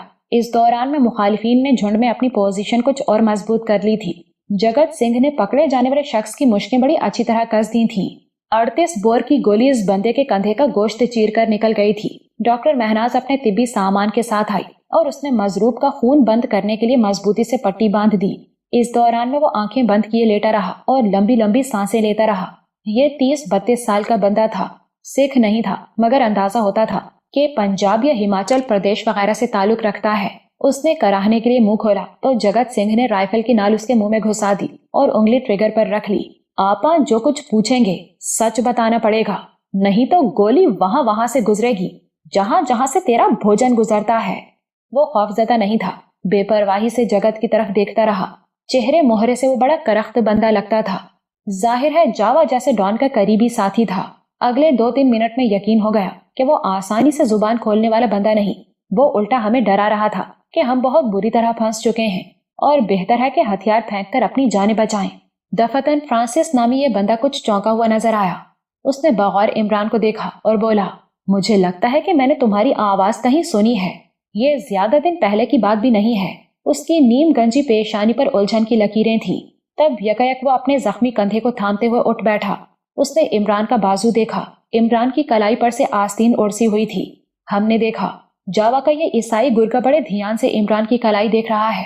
इमरान के सुर्ख और सफेद कलाई पर गोली लगने का एक पुराना निशान था। ये करीबन 5 साल पुरानी बात थी, जब एक तारीख रात में एक पुरशोर नाले के ऊपर सिराज के कारिंदे शेर ने इमरान पर गोलियों की बौछार कर दी थी। वो बुलेट प्रूफ जैकेट की वजह से बचा था, ताहम चंद गोलियां उसे लग गई थी। ये कलाई का 4-5 इंच लंबा स्याही माइल निशान भी उसी खूनी वाक़ये की यादगार था। फ्रांसिस ने उस निशान को देखा और उसके चेहरे का रंग बदल गया। मुझे लगा वो सख्त हैरान हुआ है और इसके साथ वो सारी करख्तगी और अदावत उसके चेहरे से दूर हो रही है जो कुछ देर पहले तक उसके नुकूश को ढांपे हुए थी। उसने एक बार फिर इमरान को सर तपा देखा और बोला, मुझे याद आ गया, आपको मैंने गोल्डन बिल्डिंग में देखा था। यकीनन वो आप ही थे। आपकी आवाज अभी तक मेरे कानों में है और आपके हाथ का ये निशान, इसी हाथ से आपने कमरे का दरवाजा खोला था। आप धुएं की वजह से बुरी तरह खांस रहे थे। मुझे एक एक बात याद है। तुम्हारी बात समझ में नहीं आ रही, लेकिन मुझे सब कुछ समझ में आ रहा है। मैं धोखा नहीं खा सकता। ये आप ही थे। आप ही ने हमें बचाया था।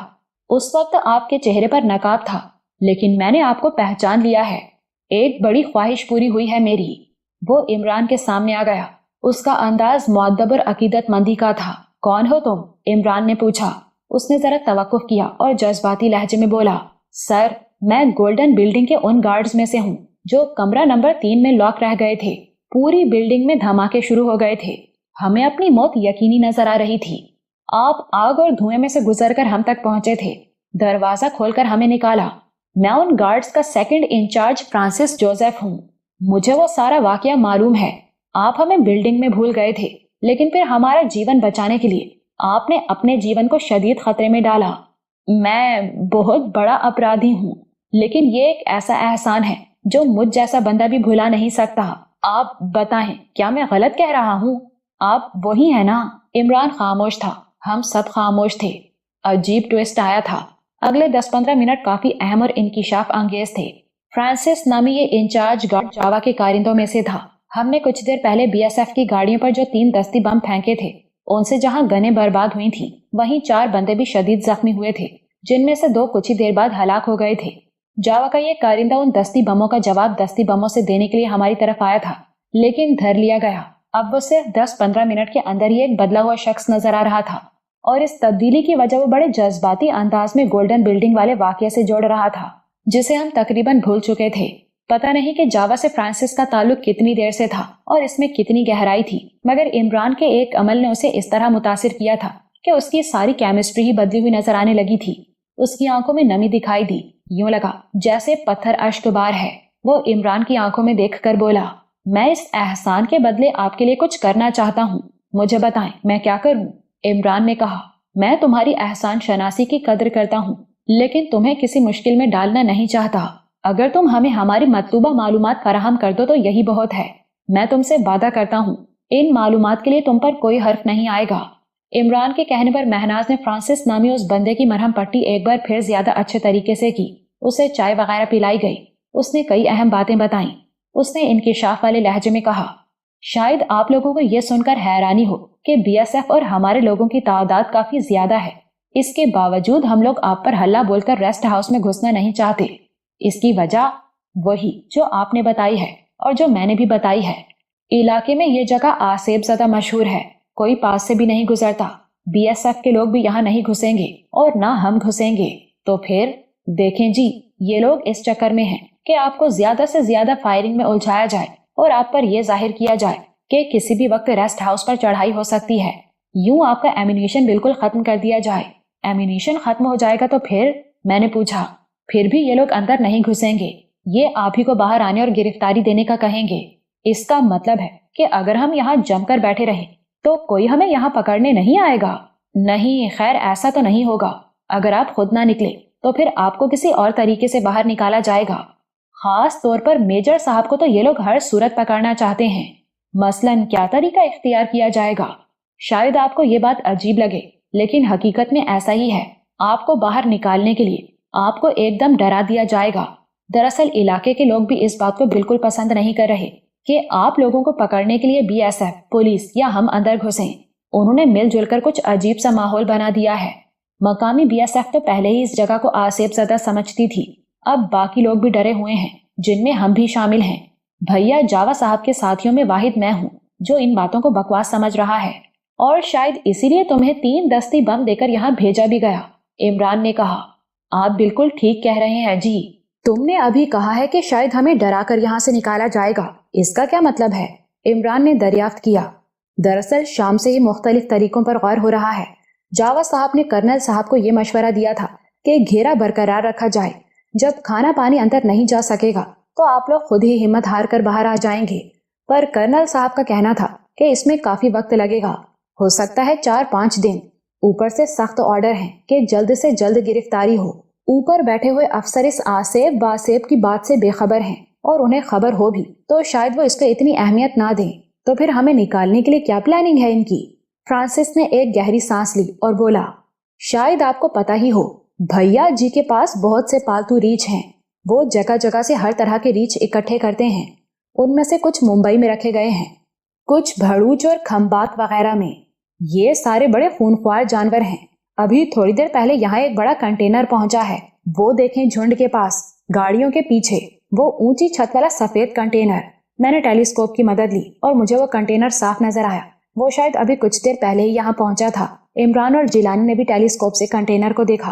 खाली आंख से भी उसकी सफेदी माइल छत दिखाई देती थी। इसमें क्या है? कैप्टन जिलानी ने पूछा। इसमें पालतू रीछ हैं जी, 7 के करीब। इनका क्या किया जाएगा? मैंने हैरान होकर पूछा। एमिनेशन खत्म होने के बाद भी अगर आप लोग रेस्ट हाउस में डटे रहे और बाहर नहीं आए तो इन रीछों को रेस्ट हाउस की तरफ हाँक दिया जाएगा। इस काम के लिए शिकारी कुत्ते भी इस्तेमाल हो सकते हैं, और बीएसएफ वालों ने वो मंगवा भी लिए थे, लेकिन मकामी लोगों ने सख्ती से मना कर दिया। उनका कहना था कि पालतू कुत्ते, बिल्लियां और घोड़े यहाँ दाखिल नहीं किए जा सकते। इस सिलसिले में पंडितों ने सख्ती से मना कर रखा है। बहरहाल भैया जी को उम्मीद है कि शायद रीछ छोड़ने की नौबत ना आए, आपको किसी और तरीके से बाहर निकाल लिया जाए। हमारे जिस्म में फुरेरी दौड़ गई। जावा के वो खूंखार रीछ निगाहों के सामने आए जिन्होंने अपने ट्रेनर को मारा था और कोठी में जबरदस्त तोड़फोड़ मचाई थी। इसके साथ ही मुझे सरवत का ख्याल आया। वो बदतरीन हालात से गुजर रही थी, लेकिन अगर वो जावा के रीछ भी यहाँ देख लेती तो शायद उसका दिल ही काम करना बंद कर देता। इमरान ने बीएसएफ की टोटल नफरी और असलहे वगैरह के बारे में भी फ्रांसिस से मालूमात हासिल की। गाड़ियों की कुल तादाद का पता चलाया और उनकी लोकेशंस मालूम की। फ्रांसिस ने यह भी बताया कि जावा ग्रुप की 5 गाड़ियां और करीबन 30 शूटर्स यहाँ मौजूद हैं। मैं देख रहा था कि इमरान की निगाहें गाहे बगाहे उस समत में उठ जाती थीं जहां फ्रांसिस ने सफेद कंटेनर की निशानदेही की थी। वो मुसलसल कुछ सोच रहा था। फ्रांसिस का एक फायदा ये भी हुआ था कि हमारी आपस की तल्ख कलामी और लड़ाई पसे मंजर में चली गई थी। कुर्बान वगैरह फ्रांसिस को बाहर ले गए। एक तरह से अब वो हमारी हिफाजती तहवील में था। फ्रांसिस जो कुछ बता रहा था बड़ा हैरान कुन था। हमें पहले भी यूं महसूस हो रहा था जैसे ये लोग सिर्फ घेरा डाले हुए हैं, वरना जितनी उनकी नफरी थी और फायर पावर थी वो 2-3 घंटे पहले इस काबिल हो गए थे कि हम पर हल्ला बोलकर रेस्ट हाउस में घुसने की कोशिश करते। तो हिम्मत कहाँ नहीं होते, यहाँ भी मौजूद थे और एक तरह से ये हमारे हक में भी थे। इलाके के लोग हरगिज नहीं चाहते थे कि बीएसएफ या पुलिस वगैरह रेस्ट हाउस में घुसे, और यूं आमिलों और 2-3 बड़े पंडितों के मुताबिक बद आत्माएं इस 4 दीवारी से बाहर निकल आए। रीछों की यहाँ आमद का सुनकर मेरा ध्यान बार बार सरवत की तरफ जा रहा था। वो करीब से किसी रीछ की आवाज भी सुन लेती तो शायद होश खो देती। वो किसी ऐसी सूरत-ए-हाल के लिए हरगिज तैयार नहीं थी। पुराने वाक़ये के असरात उसके ज़हन पर बड़े गहरे थे। इस दौरान में जगत सिंह ने आकर मुझे बताया, बादशाहज़ादे, छोटी तुम्हें बुला रही है। मैं खुद भी सरवत के पास जाना चाह रहा था। अपनी पोजीशन जगत सिंह को सौंपकर मैं अंदरूनी कमरों की तरफ गया। रास्ते में मुझे डॉक्टर महनाज मिली। उसका चेहरा सता हुआ था। कुर्बान अली भी एकदम गमज़दा खड़ा था। मैं चौंक गया। मेरा ध्यान सीधा नसीर अहमद की तरफ गया। वो शदीद जख्मी था। नसीर अहमद तो ठीक है? मैंने डॉक्टर महनाज से पूछा। उसने नफी में सर हिलाया और उसकी खूबसूरत आंखें नम हो गईं। कुर्बान अली बोला, नसीर अहमद हमें छोड़ गया है ताबिश साहब। मेरे सीने में सर्द लहर दौड़ गई। डॉक्टर महनाज होले से बोली, लेकिन आप लड़कियों को कुछ न बताएं, खास तौर से सरवत को, वो पहले ही डिप्रेशन में है। मैंने असबात में सर हिलाया और खुद को संभालता हुआ सरवत की तरफ बढ़ा। सरवत एक कोने में दीवार से टेक लगाए बैठी थी और मुसलसल मेरी तरफ देख रही थी। क्या बात है सरवत, बैठ जाए, वो अजीब अंदाज में बोली। मैं उसके पास ही बैठ गया। वो उन्हीं कपड़ों में थी जिनमें मुंबई से चली थी। सुर्ख फूलों वाली शलवार कमीज थी जिस पर उसने शॉल ओढ़ रखी थी। शॉल कंधों पर थी और रेशमी बाल बिखरे बिखरे नजर आते थे। एक छोटे झुमके का साया उसके रुखसार पर हरकत कर रहा था। मैं सोच रहा था कि वो बोलेगी, लेकिन कुछ नहीं बोली, बस पलकें झुकाए बैठी रही। फिर एकदम उसने जज्बाती अंदाज में अपने हाथों को हरकत दी और उन्हें मेरे हाथों पर रख दिया। आंखें नम हो गईं। करीबन 1 मिनट हम इसी तरह बैठे रहे। मैंने कहा, कुछ बोलो ना सरवत। उसकी रोशन पेशानी पर एक रग उभरी हुई थी, मगर उसने अपने होंठों को हरकत नहीं दी। होंठ जो खुश्क और बेरंग होने के बावजूद मेरे लिए बहुत दिलनशीन थे। कुछ बोलना नहीं? मैंने प्यार से पूछा। उसने नफी में सर हिला दिया। ये दिलरुबा अंदाज था। उसने अपने हाथ बदस्तूर मेरे हाथों पर रखे हुए थे। इस दौरान में डॉक्टर महनाज ने कमरे में झांका। सरवत ने अपने हाथ पीछे हटा लिए। 2 आंसू उसके शफाफ रुखसारों पर मुतहरिक हुए। उसने एक कागज मेरे हाथ में थमा दिया। इसे पढ़ लीजिएगा। डॉक्टर महनाज अब अंदर आ गई थी। मैं उठकर वापस अपनी पोजीशन पर पहुंच गया। इमरान टेलीस्कोप में इर्द गिर्द का जायजा लेने में मसरूफ था। मैंने कागज खोला और टॉर्च की रोशनी में पढ़ना शुरू किया। ताबिश, मैंने आपको बहुत दुख दिए हैं और आपने बड़े हौसले से बर्दाश्त किए हैं। मेरे लिए शदीद रंज की बात यही है कि आपकी इन अजियतों का मेरे पास कोई सिला नहीं है। मैं क्या करूं? मैं अपनी सोचों का शिकार हूं ताबिश। मैं वही बात कहूंगी। मैं इस ख्याल को अपने दिल से निकाल ही नहीं सकती कि आपका और मेरा मिलाप नुसरत के लिए नाकाबिले तलाफी नुकसान का बाइस होगा। पता नहीं क्यों अब भी मेरा दिल बार बार यही कह रहा है कि नुसरत ठीक नहीं है। वो जरूर किसी बड़ी मुसीबत का शिकार है और इसकी वजह शायद यही है कि मैं इस वक्त अपने शौहर से दूर हूँ और आपके करीब। हम जिस तरह के हालात में हैं, हमारे साथ कुछ भी हो सकता है ताबिश। अभी थोड़ी देर पहले मैंने आपके दोस्त नसीर को देखा है। मुझे नहीं लगता डॉक्टर महनाज उसे बचा पाएगी। शायद अगली बारी मेरी हो या खुद डॉक्टर महनाज की हो। ताबिश, अगर मुझे कुछ हो गया तो आप नुसरत का बहुत ख्याल रखिएगा। वो बिन माँ बाप के है, बिल्कुल बेआसरा है। उसने बहुत दुख देखे हैं। उसे मेरी कमी महसूस ना होने दीजिएगा। और एक आखिरी बात आपसे करना चाहती हूँ, इसे हमेशा याद रखिएगा। मैं आज भी आपसे प्यार करती हूँ और इस प्यार की शिद्दत इतनी ज्यादा है कि मेरे पास इसके लिए अल्फाज नहीं हैं। मैं इस इजहार के लिए खुद को बिल्कुल बेबस महसूस करती हूँ। मेरी दूसरी खताओं की तरह मेरी इस बेबसी को भी माफ कर दीजिएगा। अगर हम जिंदा रहे तो आज के बाद इस मौजू पर कोई बात नहीं करेंगे। खुदा हाफिज। मैंने कागज अपनी जेब में ठूंस लिया। इमरान ने आखिरी बार टेलीस्कोप को नीम दायरे की शक्ल में घुमाया और बोला, बांडियल स्टेट की किले वाली लड़ाई याद है ताबी? आज फिर वैसी ही पोजीशन नजर आ रही है। मैंने कहा, उस वक्त तो नील पानी से छोटे सरकार की कुमक आ गई थी, लेकिन यहाँ ऐसी कोई उम्मीद पूरी होती नजर नहीं आती। जो कुछ करना है शायद हमें खुद ही करना है। कोई खास बात आती है तुम्हारे जहन में? वो टेलीस्कोप को एक तरफ रखकर ठहरी हुई आवाज में बोला। बांडियल में कुमक का असल फायदा यही हुआ कि घेरा डालने वालों में खलबली मची थी। इस खलबली का फायदा उठाकर हम किले से निकलकर हुकुम की फौज पर टूट पड़े थे। नौजवान तलाल, भरत कुमार, हसनात वगैरह ने भी हमारे कंधे से कंधा मिलाकर बेमिसाल जुर्रत दिखाई थी और हुकुम और एंडरसन वगैरह का सत्यानाश कर दिया था। अगर यहाँ भी कोई इस तरह की खलबली मच सके तो हम बाहर निकलकर भरपूर हमला कर सकते हैं। अंधेरे में घेरा तोड़कर निकल सकते हैं। मेरे ख्याल में अभी इनके पास सर्च लाइट्स नहीं हैं। ये एक ही लाइट थी जो हमने तोड़ दी है, लेकिन खलबली हो किस तरह, यही मसला है। अब तो झक्कड़ भी थम गए हैं। अगर शदीद झक्कड़ ही आ जाए तो ऐसी सिचुएशन में हेल्प मिल सकती है। पिछले साल इसी इलाके में इसी तरह की सूरत-ए-हाल में तेज आंधी ने शहजाद, इकबाल और जिलानी की मदद की थी। जिलानी भी टेलीस्कोप से जायजा ले रहा था। इसके साथ साथ वो हमारी बातें भी सुन रहा था। वो घुटनों के बल चलता हुआ हमारे पास आ गया।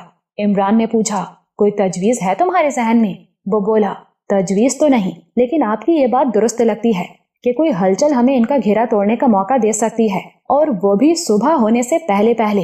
इमरान ने दीवार से टेक लगा रखी थी। सिगरेट उसके होंठों में था। वो जैसे किसी नतीजे पर पहुंचने की कोशिश कर रहा था। कुछ देर बाद फिर टेलीस्कोप से किसी खास मंजर को देखने में मसरूफ हो गया। वो जैसे तजब्जुब में था। क्या सोच रहे हो? मैंने पूछा। कुछ नहीं। MG4 गन किसके पास है? उसने पूछा। मेरा ख्याल है शूटर सिद्दीक के पास है। वो कहाँ है? सीढ़ियों के पास। मैंने कहा, आओ मेरे साथ। वो बोला। हम झुककर एहतियात से चलते हुए उस शूटर के पास पहुंचे। उसने सीढ़ियों के करीब पोजीशन ले रखी थी। उसके चारों तरफ गोलियों के खौल बिखरे हुए थे। वो भी सूरत-ए-हाल की संगीनी को देख रहा था और गालिबन नसीर की मौत से भी बाखबर हो चुका था। फिर भी उसका सीना तना हुआ था और मोराल हाई था। इमरान ने उससे MG4 ऑटोमेटिक ले ली और अपनी 222 उसे थमा दी। एक मैगजीन गन के साथ अटैच था। एक और फुल लोडेड मैगजीन भी इमरान ने ले ली اور مجھے ساتھ لے کر احتیاط سے سیڑھیاں چڑھا اور بالائی منزل پر آ گیا۔ یہاں کھڑکیوں اور دیوار میں گولیوں کے بے شمار سوراخ تھے۔ قربان کے ایک ساتھی کی لاش فرش پر پڑی تھی، اس پر ایک پولیتھین پھیلا دیا گیا تھا۔ ہم ایک چھوٹا زینہ طے کر کے بالائی منزل کی چھت پر آ گئے۔ یہاں سیڑھیوں کی ایک ڈھلوان چھت کے سوا کوئی آڑ نہیں تھی۔ اس چھوٹی سی آڑ میں ایک گن مین چوکس بیٹھا تھا۔ عمران نے اس کا کندھا تھپکا اور گن سمیت نیچے جانے کی ہدایت کی۔ ساتھ ہی اس نے کہا کہ وہ قربان علی اور دیگر ساتھیوں کو بالکل چوکس کر دے، ہر کوئی اپنی پوزیشن پر موجود رہے۔